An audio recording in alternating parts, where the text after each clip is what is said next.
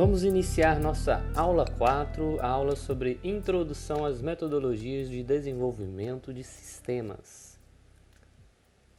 Então encerramos nossa última aula com essa linda tela de um simples esboço dos processos de desenvolvimento de um software. Vimos que tudo isso é repleto de detalhes e que todos esses processos, ou atividades, ou partes, ou etapas, ou fases, como você preferir falar, vimos que elas precisam ser organizadas e, por isso, no planejamento é preciso decidir uma metodologia a ser seguida. Senão, o desenvolvimento será repleto de processos gambiarra, sempre dando aquele jeitinho brasileiro. Como Paula Filho diz em seu livro, onde critica o desenvolvimento desorganizado e chama isso de um ciclo codifica-remenda, onde os desenvolvedores estão rodeados de incertezas no início do desenvolvimento, pois ainda tem poucas especificações. E aí vão desenvolvendo com o que tem, do jeito que dá, como dá, vão adicionando novas coisas que descobrem, vão fazendo os remendos necessários para adicionar novas partes ou para corrigir erros descobertos. E assim vai gerando um produto com pouca confiabilidade e provavelmente dentro daquela pesquisa, né, que eu mostrei na segunda aula, se eu não me engano, sobre os insucessos das entregas de um software. Então já sabemos que é preciso ter organização, planejar tudo, tornar as coisas sistemáticas. E se você quiser saber um pouquinho mais sobre Paula Filho, primeiro, ele não é mulher, viu? Ele é um homem, ele é o Wilson de Pádua Paula Filho. É um ótimo escritor de livros pequenos e objetivos neste ramo de desenvolvimento aí de sistemas, tá? Então as metodologias, também chamadas de modelo, são um estudo feito em cima de regras e diligências para construir um modelo que realize alguma tarefa. Neste nosso ramo, comumente nós podemos usar o termo metodologia do desenvolvimento de sistemas ou o termo modelo do processo de software. Então, se você vê estes termos em livros ou sites ou aqui mesmo nas nossas aulas, sabem que eles vão estar se referindo aí ao mesmo entendimento, tá bom? Tem até um outro termo, paradigmas de software, que também quer dizer isso que nós estamos falando. Porém, o termo paradigmas de software, ele é mais utilizado na teoria, tá? No dia a dia, nas falas do dia a dia. Nunca vi nenhuma equipe de desenvolvimento falar esse termo, tá? Paradigmas de software. Mas você também pode encontrar em livros, principalmente livros relacionados, né, específicos do curso de engenharia de software, ok? Então, existem várias metodologias, vários modelos, vários paradigmas. Escolha a forma que você quer falar, mas lembre-se que metodologias, modelos e paradigmas nós estamos falando da mesma coisa. Então existem várias dessas metodologias de como executar com excelência todas as etapas, as subetapas e as fases do desenvolvimento de um sistema. Estes modelos, essas metodologias, são decididas antes do início do projeto, né? A grande maioria das vezes é dessa forma, ou na fase da subetapa, né? Na subetapa do planejamento, tá? E claro, procuram organizar o processo de análise e desenvolvimento, que lembrem, é um momento de incertezas.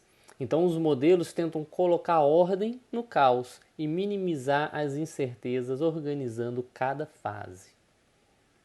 Então o intuito de uma metodologia é propor um fluxo de processo para os elementos, fornecendo como se fosse um roteiro eficaz para toda a equipe. Então preste atenção aqui no finalzinho aqui do que nós temos no slide, olha. O sucesso de qualquer projeto voltado à elaboração de software depende diretamente da escolha da metodologia mais adequada. Uma afirmação muito importante para o momento aqui da nossa aula.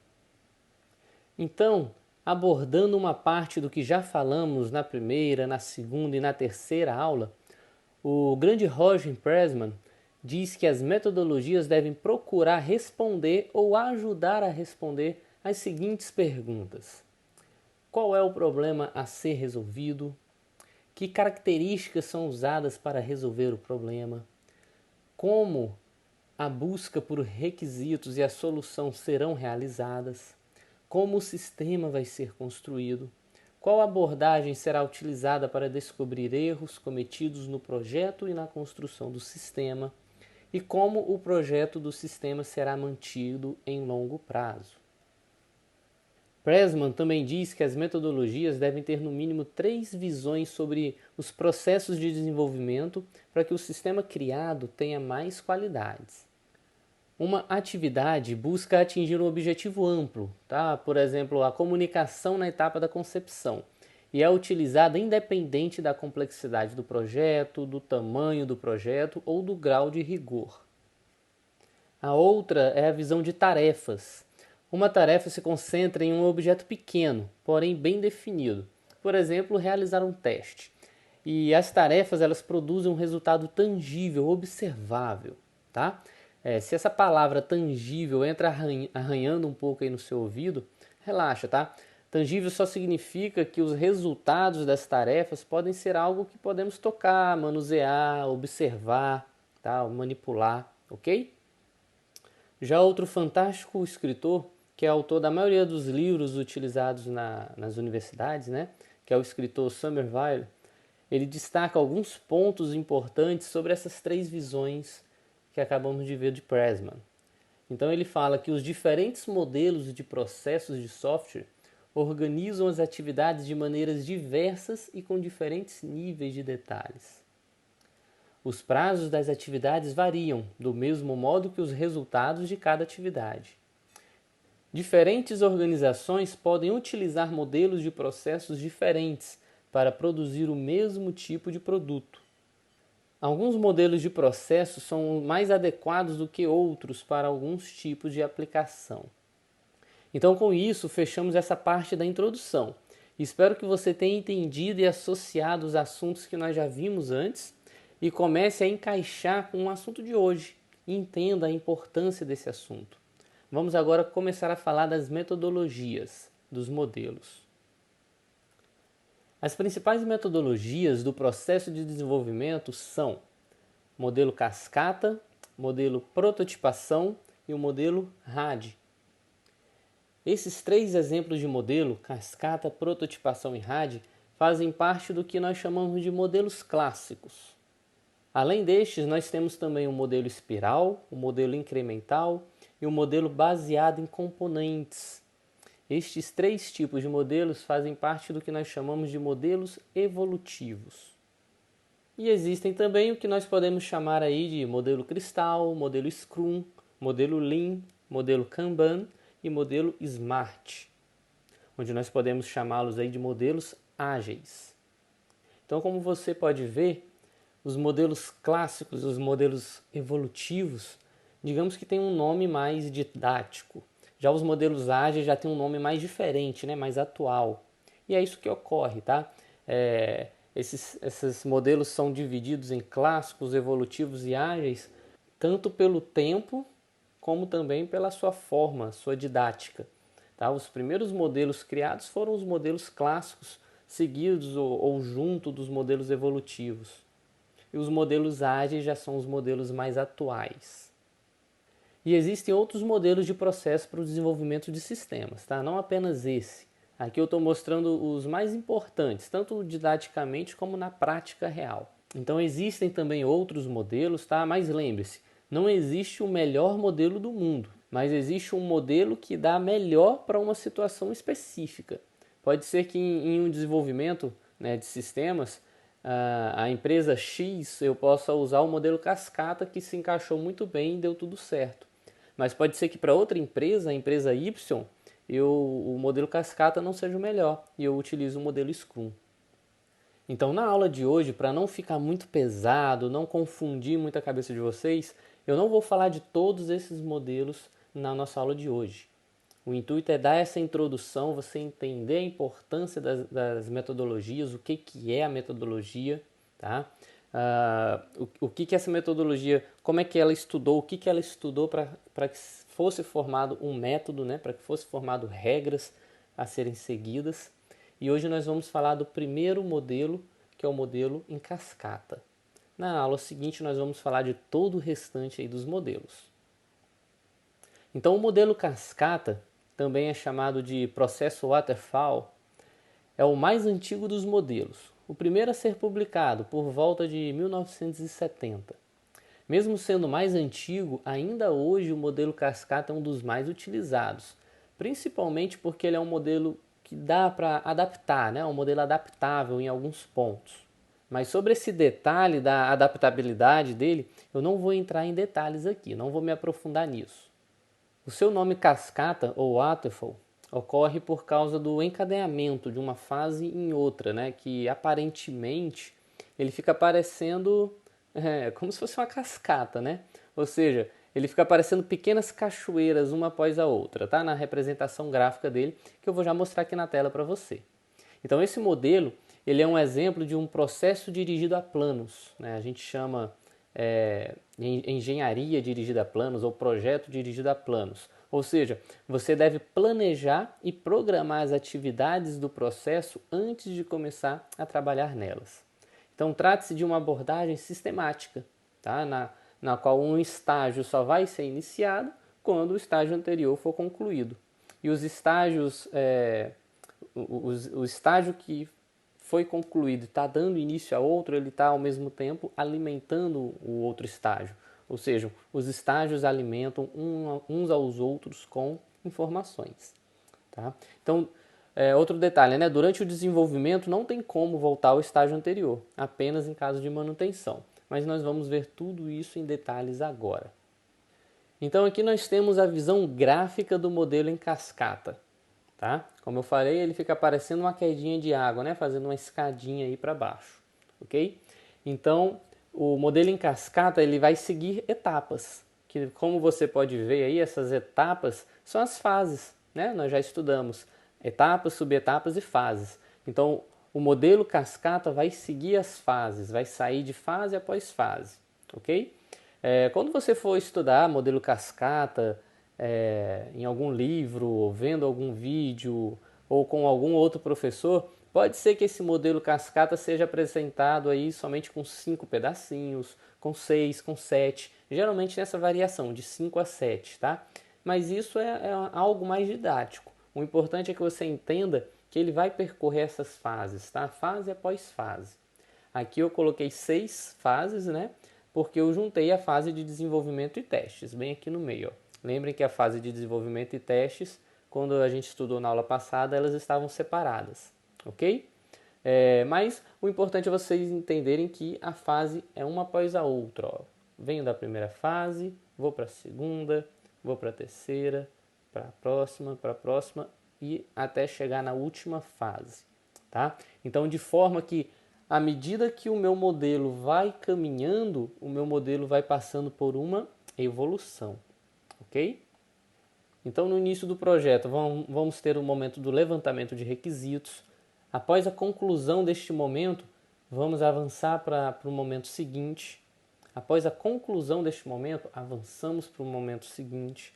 Após a conclusão deste momento, aí nós avançamos e por aí vai. Não tem como, neste modelo, eu sair deste primeiro momento, que é o levantamento de requisitos, e querer avançar lá para o desenvolvimento e testes.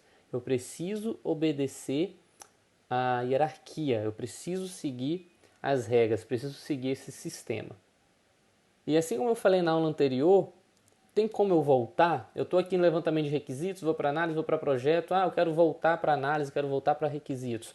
Teoricamente, não. Eu só posso voltar, seguindo as regras deste modelo, em algum caso de manutenção.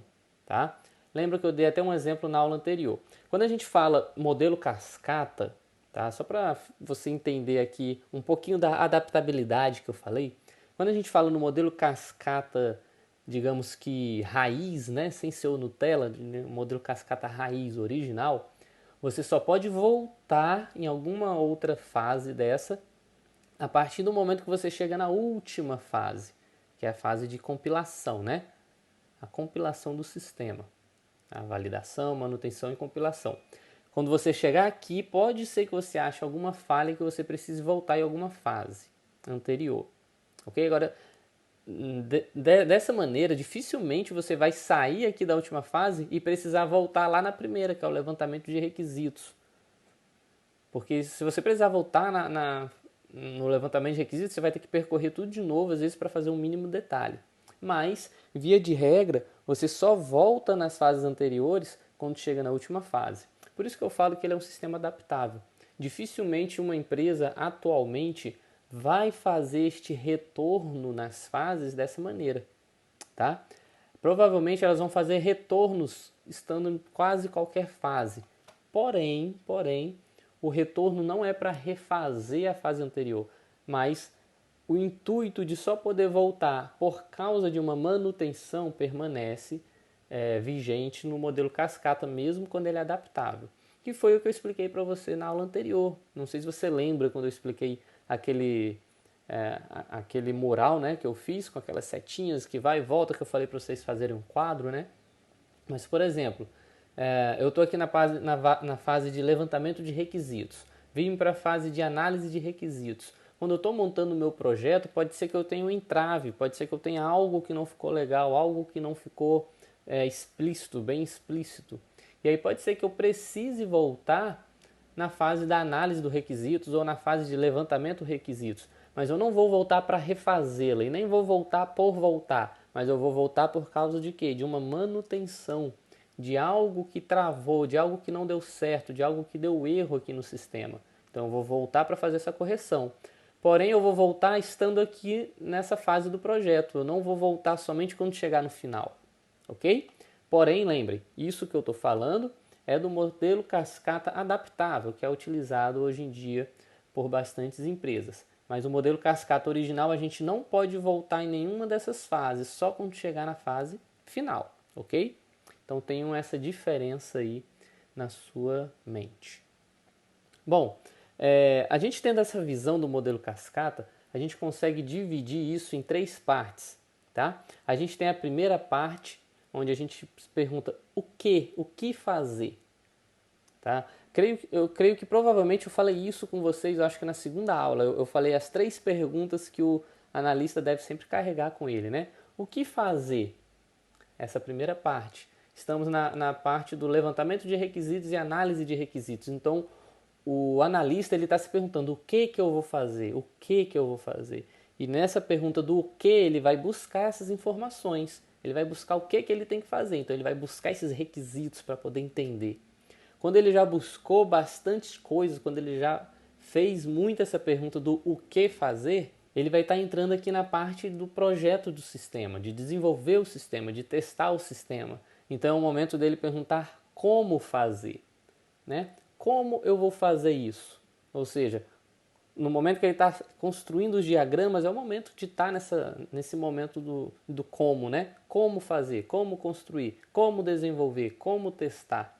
E aí a última parte já é a parte do fazer. Já se perguntou bastante o que fazer e como fazer. A última parte é a parte do de fato fazer, né? O sistema já vai estar documentado, já vai estar modelado, né? Feita a sua diagramação, o seu projeto, já vai ter sido feito código, já vai ter sido feito testes. Então agora é o momento de fazer, né? De finalizar, de entregar, de mostrar, tá? Então a gente pode ter essas 3 divisões aí para um melhor entendimento. E claro, nós já vimos cada uma dessas fases, então não tem o que eu explicar mais para vocês, né? Não tem por que eu fazer toda aquela explicação que eu já fiz na aula anterior, tá? Onde nós falamos detalhadamente da etapa, subetapa e fases. Mas para você relembrar, vamos falar rapidinho um pouco sobre essas fases aqui do modelo cascata. Então, nessa fase do levantamento de requisitos, envolve a licitação de requisitos, tá? É um momento de reuniões com o cliente e equipe e um momento que aplica a engenharia progressiva do produto de software, ok? A engenharia progressiva, por que eu estou usando esse termo diferente? Para você sempre obter novos conhecimentos, tá? Aprimorar cada vez mais o seu conhecimento. O que a gente entende por engenharia progressiva? Progressiva, o próprio nome diz, né? Vem de progresso. Então, se eu estou fazendo aquelas perguntas para mim, né? O que fazer, o que fazer? Se eu estou levantando requisitos e levantando e juntando e me reunindo com a equipe desenvolvedora, me reunindo com o cliente, o que eu espero? Eu espero que eu esteja o quê? Progredindo. Eu não quero ficar sempre no mesmo lugar, eu não quero ficar perdido, eu não quero regredir, eu não quero voltar. Então eu quero buscar esses requisitos, mas de uma forma que eu vá sempre evoluindo eles, vá sempre evoluindo a minha análise, o meu projeto. Tá? Então, aplicar a engenharia progressiva é isso, é aplicar técnicas onde eu vou levantando esses requisitos e vou caminhando, e vou buscando cada vez mais requisitos mais específicos, ok? Na fase de análise de requisitos, a elicitação de requisitos é mais intensa e direcionada, o que eu acabei de falar sobre a engenharia progressiva. Eu vou cada vez mais procurar requisitos mais específicos, mais direcionados a algo, mais intensos. Os requisitos passam a ser documentados. Lembra que é o momento onde nós fazemos aqueles documentos que nós já falamos em outra aula. E o esboço do software funcional começa a ser criado. O esboço do software funcional é aquela parte que eu falei dos rabiscos, né? Onde a gente faz o pré-projeto, a gente começa a rabiscar como é que vai ser o software. Claro que não apenas o rabisco, mas um esboço, digamos que oficial, né? Um esboço próprio para que seja feita os diagramas, né? Os diagramas vão ser feitos a partir dos documentos, do requisito, e dos esboços criados, onde eu costumo chamar de pré-projeto. E aí, na fase do projeto do sistema, a tradução dos requisitos do software para um conjunto de representações podem ser avaliadas quando a qualidade, em vários pontos de vista diferentes e antes que inicie a codificação, né? Que nós vimos que é o momento onde nós vamos transformar esses pré-projetos, essa documentação, nos diagramas, né? Nós vamos traduzir esses requisitos para um diagrama, para vários diagramas, né? Para poder dar vários pontos de vistas a próxima equipe que vai pegar isso tudo para poder fazer a codificação, o desenvolvimento. E aí, na fase de desenvolvimento e testes, vai ser o momento da tradução das representações do projeto para uma linguagem de programação. Vai ser o momento de eu olhar os diagramas e começar a fazer o código, ou seja, transformar os meus diagramas em código.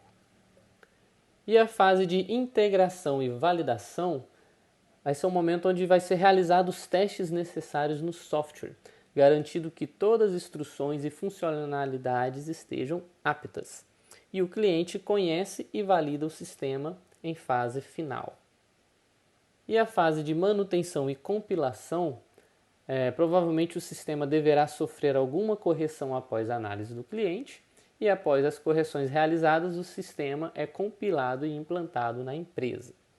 Ok? Não estou dando tantos detalhes porque nós já vimos isso em detalhes em outra aula. Tá? Vimos aí que após o período de validação, é quase certo que vamos precisar corrigir algo no sistema.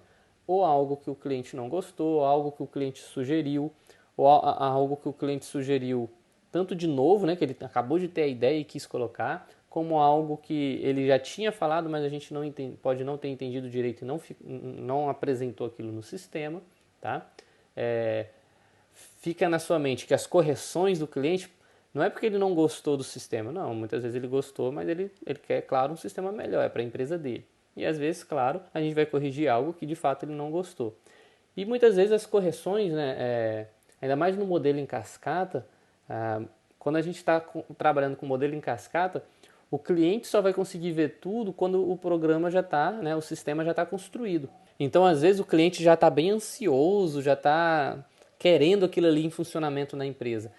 Então, às vezes, ele nem analisa tudo como ele deveria analisar, ele já quer logo implantar. Porém, a gente já viu também que muitas vezes nós, né, como equipe, como analista, nós conseguimos ver alguma coisa, alguma falha que não conseguimos ver nos testes, porque a gente viu que dependendo do projeto, às vezes o teste feito, digamos que, vamos usar um termo aqui, em laboratório, né? Ou seja, lá no nosso local de desenvolvimento, pode acontecer, a gente não pode simular de fato todo o ambiente real, mas quando a gente coloca o sistema de fato no local que ele vai agir, atuar, ou seja, na empresa, a gente pode ver alguma inconsistência, algo que a gente não conseguiu ver antes e fazer essa correção. Tá? Claro, a gente não vai chegar para o cliente e falar, eu vou fazer uma correção aqui porque o sistema não ficou bom e tal. Não, se o cliente não percebeu, a gente só vai corrigir e entregar, a gente não vai falar nada para o cliente. Então, visto tudo isso, vamos ver um pouco de alguns problemas aí relacionados ao modelo cascata. Então, na vida real, os projetos dificilmente seguem um fluxo sequencial, tá? Que é aquilo que eu falei para vocês. Muitos gerentes de software, né? O gerente de software geralmente é o chefe da equipe de desenvolvimento. Muitos deles adaptam o modelo cascata para um melhor desenvolvimento do projeto, né? Como eu dei o exemplo da volta das fases, né? Para voltar nas fases, no modelo cascata original, só posso voltar quando eu chegar na última fase, posso voltar para corrigir. Mas a grande maioria, né? Na verdade, atualmente, que eu saiba, todas as equipes de desenvolvimento que trabalham com o modelo cascata, elas fazem um retorno para alguma manutenção em qualquer fase do momento aí do processo de desenvolvimento de sistemas. Então, o segundo problema do modelo cascata é que logo no início é difícil estabelecer explicitamente todos os requisitos. Então, no começo do projeto, lembra que existem aquelas incertezas naturais, né, que nós já falamos antes. E muitas vezes fica difícil ver um negócio encorpado. Então, é um momento de incerteza, de caos, aquele momento inicial que a gente está perguntando o que fazer. Então, de fato, se torna um pouco difícil estabelecer no início como é que vai ser realmente o projeto, principalmente para analistas que estão iniciando. Por esse e outros motivos, muitas empresas criaram e foram adeptas aos cargos de analista júnior, analista sênior, para que muitos analistas pudessem, né, iniciar acompanhados de analistas mais experientes, sem as empresas também pagarem tão caro por isso.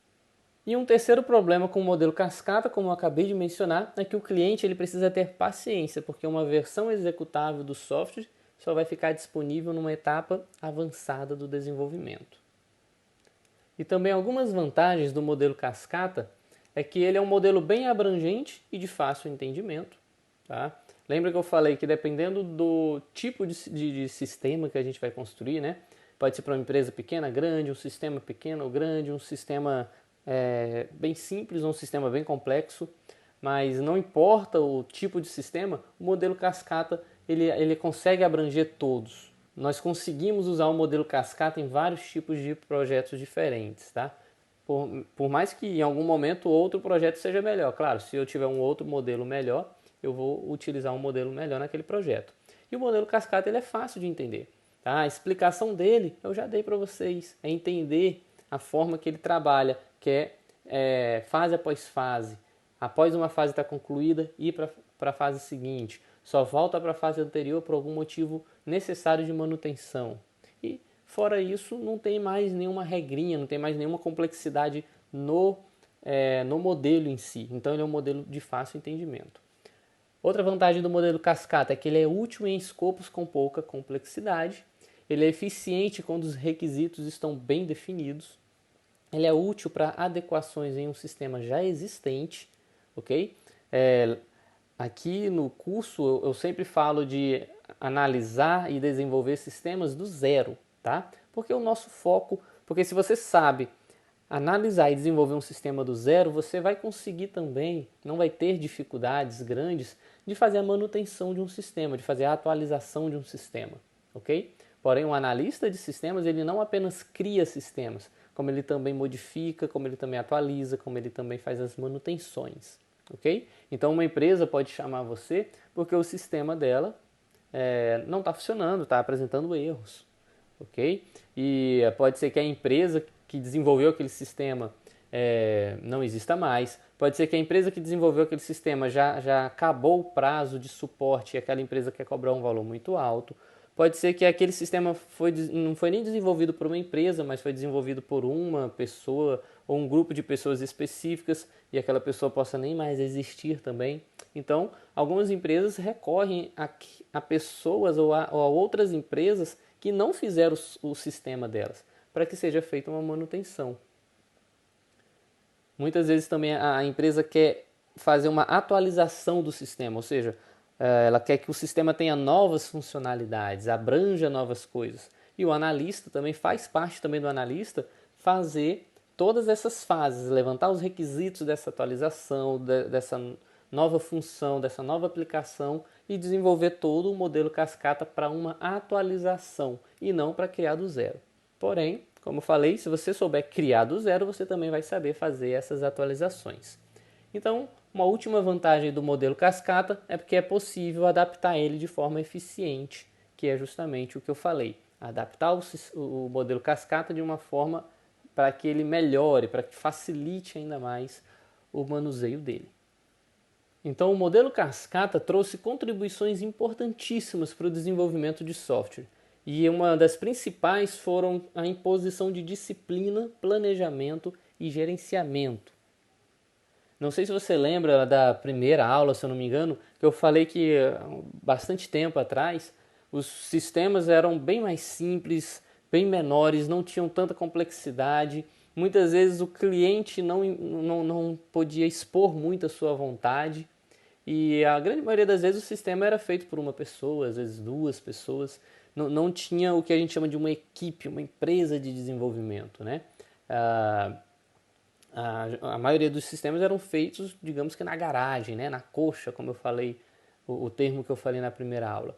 Então, quando a necessidade de sistemas maiores, mais complexos, mais robustos foi passando, foi aumentando, aqueles índices que ainda hoje são atuais, né, de sistemas mal feitos, de sistemas que não agradam o cliente, de sistemas que geram falha, aquilo ali era muito maior antes. Tá? Por quê? Porque eles não tinham um modelo a seguir, eles não tinham um planejamento, uma disciplina. Então, uma grande contribuição do modelo cascata foi isso, com que os desenvolvedores soubessem onde olhar, soubessem o que fazer, como fazer, soubessem quais eram as regras do jogo para que eles pudessem seguir, para que fizessem um sistema com uma melhor qualidade. Então, outra contribuição do modelo cascata é que a implementação do produto deve ser postergada até que os objetivos tenham sido completamente entendidos. Tá? Que é aquela coisa que eu falei do modelo cascata raiz, né? Que é o que a gente pode observar lá no modelo cascata, nas fases. Qual é o momento do meu produto estar pronto, poder ser implementado na empresa, o cliente poder ver o produto?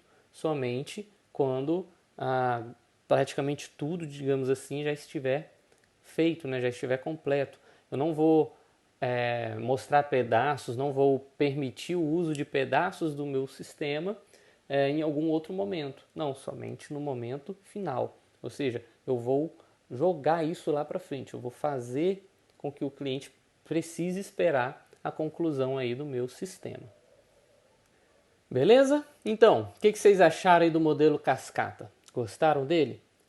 Então, para ficar mais fácil de vocês entenderem, repito, né? Na aula de hoje nós vamos ver somente o modelo cascata e o entendimento do que é a metodologia, o que é o modelo. E na próxima aula nós vamos ver todos os outros modelos. Então, espero que tenham gostado dessa aula, espero que eu tenha conseguido passar para vocês, explicar para vocês um assunto que para muitos é bem complexo, é bem difícil, mas tentei simplificar o máximo possível, explicando cada detalhezinho do que era essa metodologia, esse modelo, e espero de coração que você tenha entendido. Se não tiver entendido alguma coisa, deixa aí nos comentários, eu estou sempre lendo os comentários para qualquer dúvida que vocês tiverem, poder postar aí e eu poder estar respondendo, tanto para ajudar você, como também para que outras pessoas possam ler a sua dúvida e ler a minha explicação e poder também aprender mais. Tá bom? Então, na próxima aula, vamos terminar de ver aí os outros modelos clássicos, vamos ver os modelos evolutivos, vamos ver os modelos ágeis. Então, prepara sua mente, porque na próxima aula nós vamos falar bastante de modelos que são bem diferentes uns dos outros. Então, vá com a mente fresquinha para a próxima aula, para que você não se confunda. Então, vamos ficar por aqui. Eu quero deixar aí essa frase aí do Dom DeMarco, que é uma frase bem hilária, relacionada a essa parte de desenvolvimento de sistemas, onde ele fala que a análise de sistemas é como criar uma criança. Você pode fazer um estrago imenso, mas não pode garantir sucesso. Ok? Então, pessoal, um forte abraço para você. Deixa aquele like no vídeo, se inscreve aí no canal, deixe seu comentário e tchau, tchau. Até a próxima aula.